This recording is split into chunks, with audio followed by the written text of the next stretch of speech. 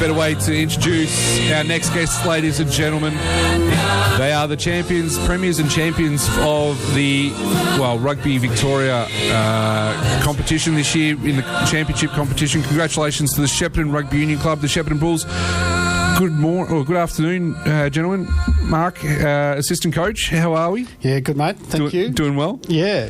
It's been a big week, I guess. Yeah, a bit dusty, but we're there. Yeah, yep. Fair enough. Captain Tui, how are you, mate? Good, how's it going? Yeah, good, mate. You feeling all pumped? Yeah.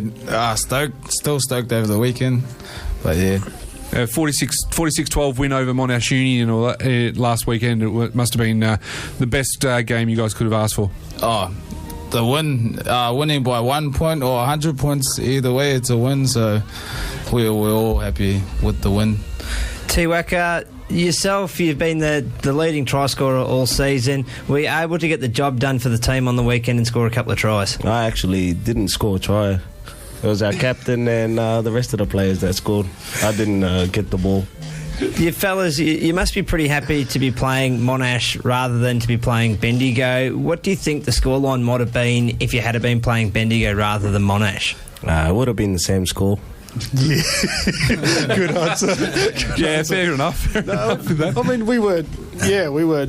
Monash was a side that we thought should have been in the finals. Like, they played the best structured, that we'd played all season. They perhaps they'd put it together in parts to us, like when we'd played them. So it was pretty unfair, the score lines that we'd put on them. But, I know Sonny and I thought that they were actually deserved to be there in the final. And we told them that. We were telling them that during the season that we thought they could make finals. So, yeah, glad to play them in the best side that the second best side that was there, so that was good. No, it was 34-5 at half time, and must have been pretty cruisy second half, or pretty relaxed second half from you guys, because it seemed as though you guys managed to score, obviously score a couple more tries, but it was pretty comfortable in the end. Yeah. In the first half, it was actually a really sunny, good day, and then during the second half, it started hailing and rain, just slowed our momentum down a little bit. I shouldn't blame the weather, but us... Well, you guys always wanted to try a track anyway. I mean, that was Sonny's big thing and all that throughout the year. He goes, we want to try a track, and then it was good that you were able to keep the momentum enough in that second half. Yeah, well, we'll come out with the win anyway. So either way, we're still happy. Oh, that's exactly right. What's the week been like for you guys? Has it been lots of parties and lots of celebration, or have you been really good and gone back to work not long after? We went back to work on Tuesday, and we had a bit of a mad Monday. It wasn't too mad, but our partying was all on Saturday night to Sunday, and then can't really say the rest. No, fair enough. Shouldn't say the rest. Shouldn't say the rest. That's probably the way it is. But it's not really made for radio. Steve-O, what was the bus trip home like? We were talking a bit off air just a moment ago, but must have been a pretty rowdy bus trip home. Oh yeah, we actually gunned it for the Vic, our major sponsors. So gunned it back to there, but the boys were just in massive spirits, and I ended up being the bus driver of all things. So trying to get these larrikins on the way home, but no, just everybody was just wrapped. Like, it was just a big relief off everyone's shoulders to get the job done, and they partied and sung well on the way home, that's for sure. Steve-O, we tried to do the maths last week about how many times we could sing the song. We roughly calculated about 50 seconds per song. How many times did we sing it on the bus on the way home? Did we get close to that 100 mark? No. We there was a many and varied repertoire. These boys have got a fair repertoire in their bank. So they're the We Are the Champions was sung a few times, and even though we don't know the chorus, but we know the verse all right. But know the chorus, but not the verse. Yeah. Tiwaka, something pretty special happened over the weekend, obviously, with your brother, the coach, and you played with your other brother. Not many families get the opportunity to play with other family members in a premiership side. What's that been like? Have you enjoyed the fact that you've been able to play in that premiership side with your family? Yeah, it was actually first year playing together, or me and my brother Tyson. And Sonny is first time coaching this year, and we actually took it out. So that was a big ups to us. Fellas, Tui, I'll throw to you. Was there any point during that second half that you realised that you could slow down and actually start to enjoy the game? I know we talk a lot about football throughout 1FM, but you sort of get a feeling in that sort of last quarter of a football game, you get to sit down and relax and start to soak up the win. Did you get that chance on Saturday to really take in what was going on and enjoy the grand final success on the ground?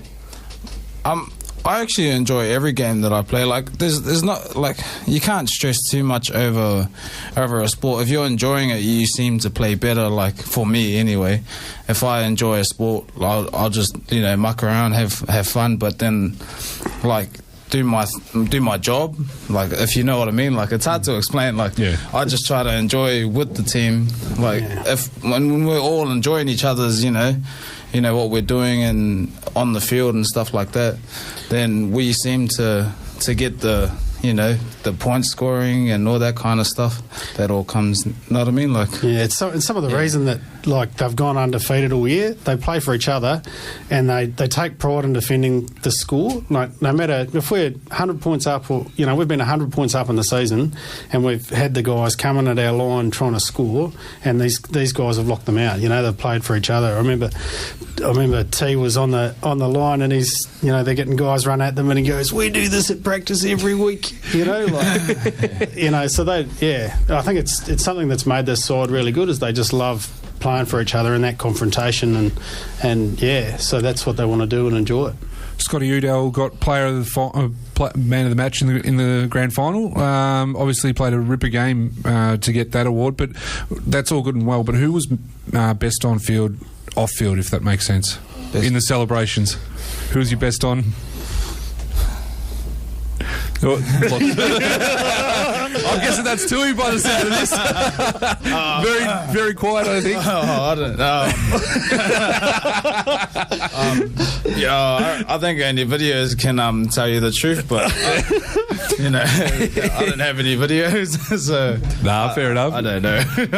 But tell us a bit about Scotty. What Scotty's game was like on Saturday. How do you think? Obviously, how do you think he went? Scotty's just an animal. Yeah, he's just it's like that kind of person. He's just he doesn't care if he breaks his arm or breaks his leg. He'll just get up and just keep going at it 100%. He's just a tough person. Yeah, fair He's enough. a farmer, old farmer, so country farmers. He's an enforcer, eh? He's just. I'm glad he's playing for us. Speaking of broken arms, mate, I see you sitting over there with your arm in plaster, Steve-O.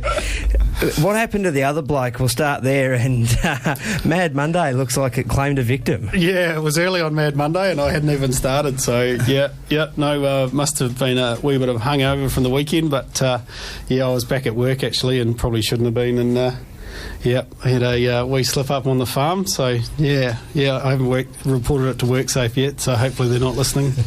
I don't want my premiums to go up. Fellas, you've had fantastic sponsors throughout the season.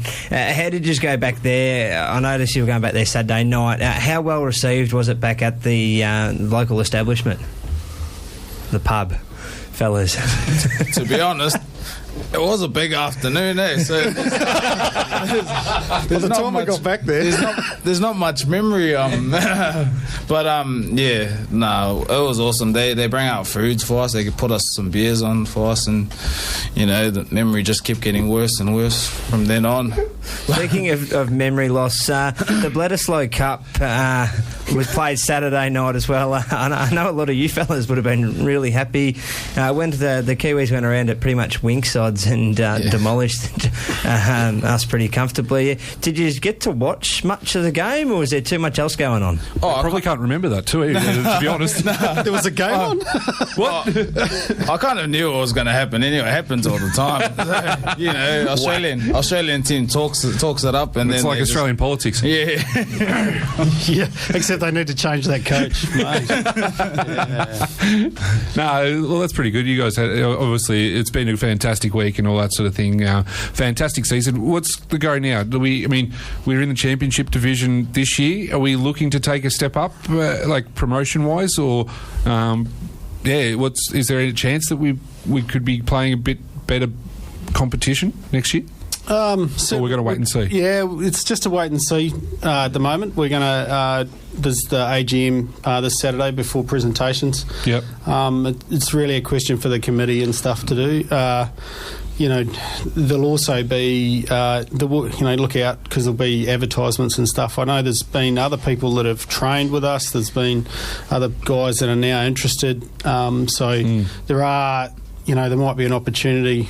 to either play in a higher league, or there might be an opportunity to play two teams. Who knows? We just don't know until we advertise for players and get that on.